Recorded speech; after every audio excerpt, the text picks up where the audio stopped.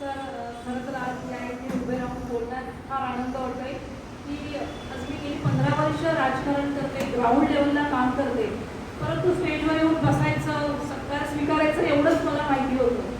त्यामुळे कुठेतरी आपणही उभं राहू, आपणही बोललं पाहिजे ही भावना मनात खूप होती.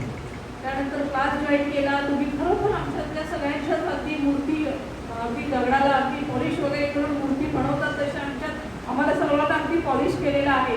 इथून जाताना नक्कीच आम्ही रिकामे आलो होतो, पण डोक्यात आता परत फॅक्टरी घेऊन चाललो आणि घरी गेल्यानंतर मात्र आपण त्या मूर्तीला अगदी धूळ बसून द्यायची नाहीये. नाही या शिक्षणाचा काही उपयोग होणार नाही मला वाटते. थोडे दिवस अजून आपल्याला प्रॅक्टिस थोडी करायला हवी आहे. तर सरांनी आज जीव तोडून 3 दिवस आपल्याला जे शिकवलंय ते भरभरून शिकवलंय. त्यांनी वीरसुलट म्हणायची सर अजून दमत कशा नाहीये, परंतु आपल्याला न दमता त्यांनी प्रत्येकाकडे अगदी बारीक लक्ष देऊन शिकवलेलं आहे. त्यामुळे आपण इथून जाताना मात्र अगदी मूर्तिकार अगदी तयार मूर्ती होऊनच जाऊया. आणि महत्त्वाचं अजून एक विषय सांगायचं म्हणजे मी जेव्हा रामराव महाडीला गेले होते तिथे आम्हाला अक्षरशः सर्व महिला आम्ही रडलो स्टेजवर गेल्यानंतर. तिथेही आम्ही थोडं थोडं बोलायचा प्रयत्न केला की तिथे आपण असं होतं आम्ही माहेरी आलो.